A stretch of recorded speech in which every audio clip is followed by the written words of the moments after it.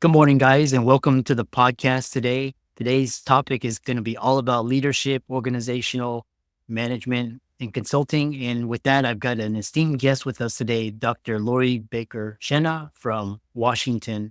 And she's got an extensive background in helping professionals. She is also talks about the solution shift from pivot to positivity. She loves talking about mindset. So I think she's a great addition to the podcast. So, Lori, welcome. Thank you so much, Doctor. I really appreciate being here. Yeah. Yeah, I love this podcast. We're all on a first name basis. And talk to us your early days and how you got started and what you're doing now. It's so funny. I'm so used to saying doctor. I am a marketing person, and for 30 years, I had my own business doing marketing and public relations for physicians. And I met so many people that I just called everybody doctor, and it kept me out of trouble. So it's a beautiful thing because if I don't bring up your name, I'd say, doctor, this is blah, blah, blah. That's where that came from. That's funny that you said that. But anyway, I am for 30 years in my start of my life, I started my own business when I was 29. Wow. I was working at UCLA at their Neuropsychiatric Institute. And it was, as I would say, a crazy place to work. And with psychiatrists and everything, it's very interesting. And I realized at that point that I did not thrive in an environment where I was micromanaged. I realized I worked so hard, so many hours, and my pay was only this much. So I figured I am disciplined and I can do this. And this was back in 1987 when we barely had computers. And I'll talk about my investment in a second. But so it wasn't just work at home. It was something that was a big step. But I realized if I don't start my own business and do my thing, I will not be happy. And joy to me is the most important thing that we can have in this world.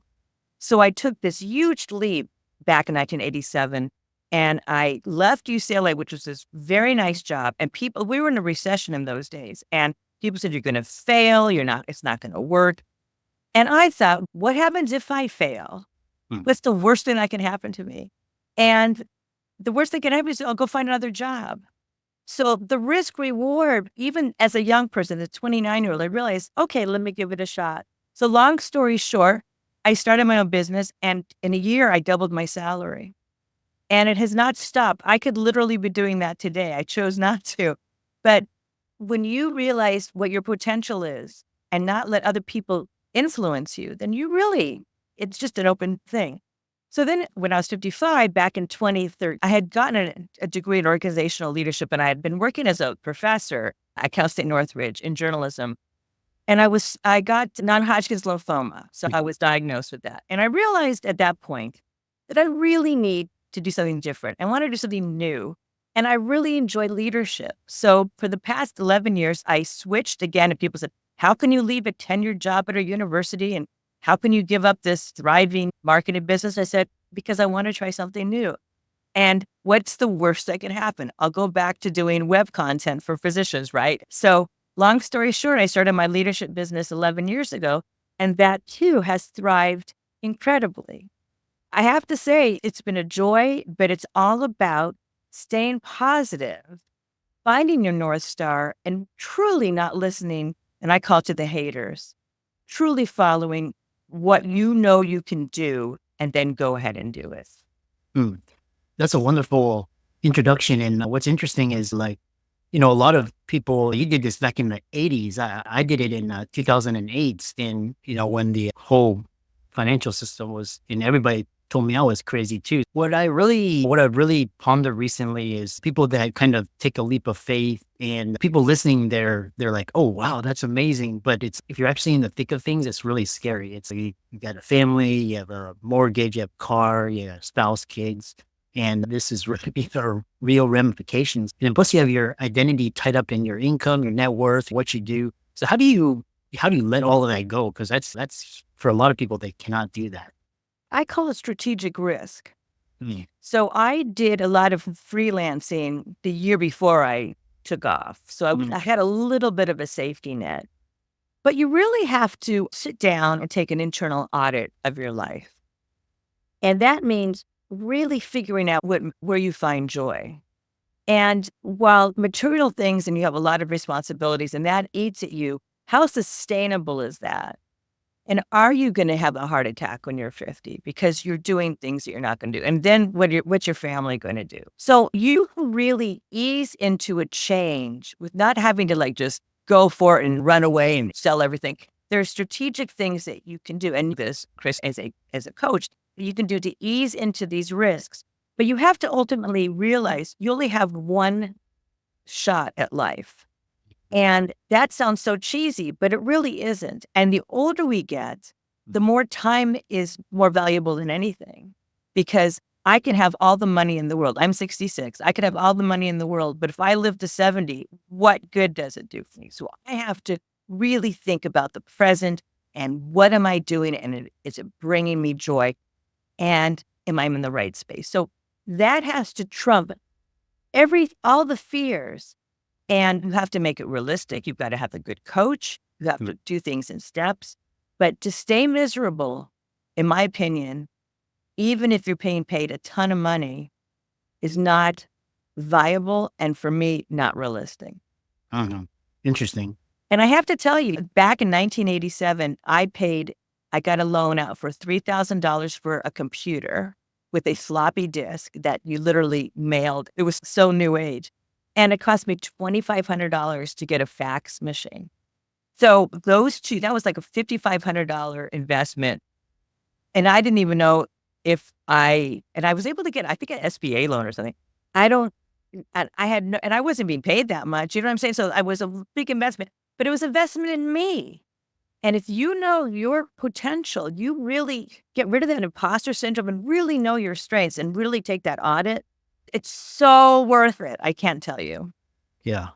It reminds me because when you were talking about just your income or a lot of people just hit that glass ceiling and no amount of what you could be manipulated, whatever they do, it's like they can never break past that. There's just some things that are just not meant to be or out of their control. And whereas if you go out and every year you can grow and get coaching or take a course and increase your income 10, 20%, double your income, triple your income, taking those shifts. How do you apply this because now you do leadership consulting and you speak professionally and you go into organizations. What are key strategies you recommend for people to achieve these types of outcomes? I'm a big goal setter. And I really believe that you need to set financial goals, realistic financial goals. So my goal as a leadership consultant is not just to woo and to make everyone happy, but it's to make the company money. And I have successfully done this with the companies that I'm working with. I also have private clients that I coach, leadership, and I've helped them succeed in their dreams. But at the end of the day, you want people to be profitable. So we do deep dives into finances. But we also try to find what motivates employees and what causes employee engagement. Because if you have a happy, efficient workforce, you're going to be successful. And it's such a struggle now with the new generations, Alpha, Z, millennials. Their work ethic is not like the ones of your X's and your boomers. And I do a lot of generational stuff. But at the end of the day, you can go into a company and really elevate it to the point where you get more customers, you get more engagement with your employees, and you make more money, because that is the recipe for that. Especially for doctors. If you have, and I did this for my MBA program, my thesis for my MBA program back in 1988 when I got was how do you build a successful practice? And the ticket was not the doctor, it was the front office staff. And I lived in LA, and and we used gynecologists as an example. There are a zillion gynecologists in LA. How do you differentiate yourself? If you have a cranky, non-functional front office staff who makes people feel uncomfortable, the minute they walk in, you have no chance of success in your business, because people will go out because it's such an intimate, urologist. I've worked with all the special urologists, all those. That is so crucial to have, and no one thinks it's really a ticket to success. Dentists too. It's so funny because people are afraid. So all of that stuff has to be factored in. It's not just being a business and I'd say, come on in. There's so many different factors. So that's what I work with my clients. And it's really fun because watching them succeed, watching, their financial status, and it's how important it is to hire an HR person, how important it is to have good accountants, and all that stuff. The people who usually, it's just fun. I love it, as you can see. Yeah, I really can sense your enthusiasm. So expanding upon that, are you seeing more like more people are doing what you're doing? Or are they, because a lot of people are like corporations are kind of, we've seen the perils of sticking with one company. So are you seeing more people branching out and doing their own things or starting companies or becoming consultants, or what kind of mix is your clientele? And I'm just trying to get a pulse on the different types of trends. That's a great question because my sweet spot is working with entrepreneurs who started their business and all of a sudden they hit that point where they cannot scale up. And the reason they can't scale up is because they have no business background. They're entrepreneurs and they know how to start a business. They don't know how to run a business. Yeah. And that's where they get into trouble. So I've had clients who they make their first 5 million, 10 million, and they want to scale up and they're just stuck because they don't know what to do. So I see a lot of that because I see it. And then people are trying to start their own businesses, and you have all the whole social media aspect and how you do that. At the end of the day, to really start your own business, you have to have kind of an entrepreneurial spirit, but you also have to work with a coach who knows how business. And unfortunately, physicians specifically do not get the financial literacy training that they need. Mhm. And their young adulthood is stolen because they're in training. Yeah. So doctors in particular, physicians in particular, are very handcuffed to be able to, very few can do this only because they didn't have that foundational background, but they can learn it, but they don't have it going in. And you also have to know what you don't know, Chris. So that's it. But people are trying, but the big issue is entrepreneurs who cannot scale up. Mhm. Yeah. Yeah. Really, those are really pivotal words of advice. I know we have a couple of around 7 minutes left.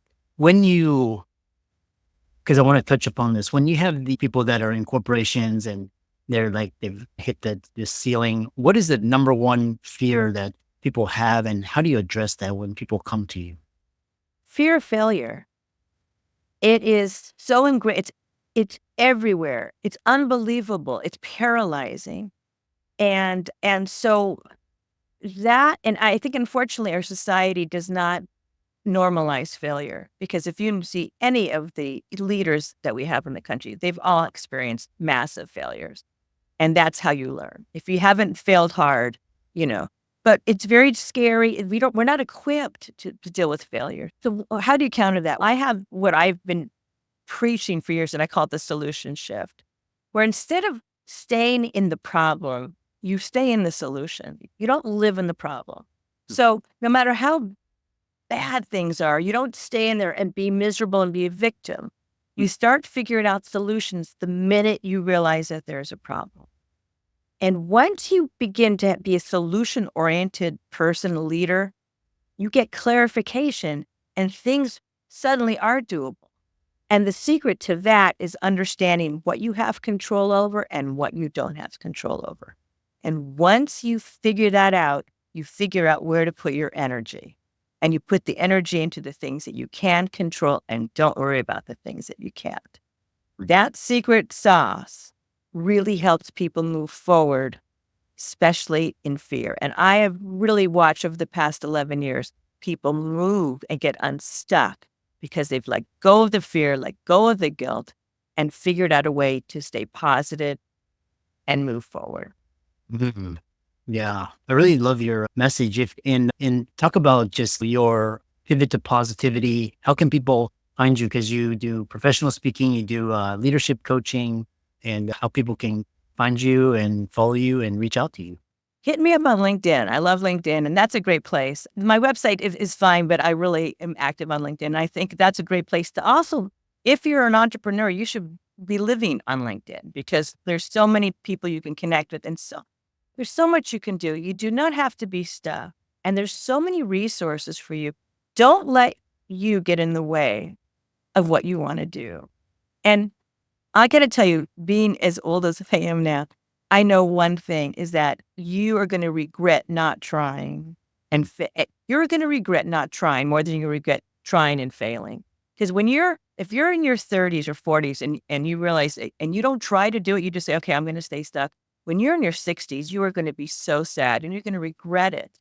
But if you go and you try something and you fall on your face, you can say, you know what? I gave it a shot and it didn't work, but at least I tried. And that sounds so simple, but it's not, especially as we get older. So I have zero regrets because the things I've tried, I've had a lot of failures myself, a lot. And it's just brought me to this amazing place, which it wouldn't have if I didn't. But we have to get rid of the fear of failure. Yeah, really, same thing is like, I love this Jeff Bezos, how he frames decisions. And it's like, he frames a decision from its regret factor. And it's 50 years down the road, he'd rather eliminate that regret rather than, having failed. There's another interesting thing, and which you brought up was this, what if people like, they give it their all, like they heart and soul, and it doesn't work out. That's preventing a lot of people from trying as well. So how do you address that? Learn from it. Mm. Sports is my favorite example. You're going to lose a lot. Full disclosure, I'm a huge Dodger fan. And of course, at this point, it's 3-0 in the World Series. And they've been won since 1988. So we've been living with failure for forever, since I was like a young person, since I started my business. And all of a sudden, where things are picking up. So you have to be able to learn and not beat yourself up. And again, surround yourself with resources that can, again, elevate you. I have to tell you something real quick. And Jeff Bezos, one of the big problems with leaders is they're afraid to delegate. And they're the control factor. And we could talk for hours about that. But I always say Jeff Bezos is no longer delivering packages. At one point, he had to give that up and trust that someone else is going to deliver his package. And that's a simple thing. I say it all the time, and it really opens people's eyes, because the hardest thing I do as a leadership consultant, Chris, is having people delegate. Please. Yeah. I'm the same way. I'm like, yeah, I shouldn't be doing this. I can't be doing this. I got to focus. Your time, I don't know what you're doing, Chris, but your time is way more valuable than whatever you're giving. You know what I'm saying? Do a time audit. But, and it also makes other people feel good because you trust them. But that's my Jeff Bezos comment. And it's true. He'd still be delivering packages and he'd still be in his garage. I really love this conversation. I think the audience will really love it too. And I think it really resonates. And for the audience, be sure to check out Dr. Lori Baker-Shenna's, her website, The Solution Shift Pivot to Positivity. Reach out to her for her services. She's been on a lot of podcasts. And thanks again, and keep up the great work. Thank you. You too.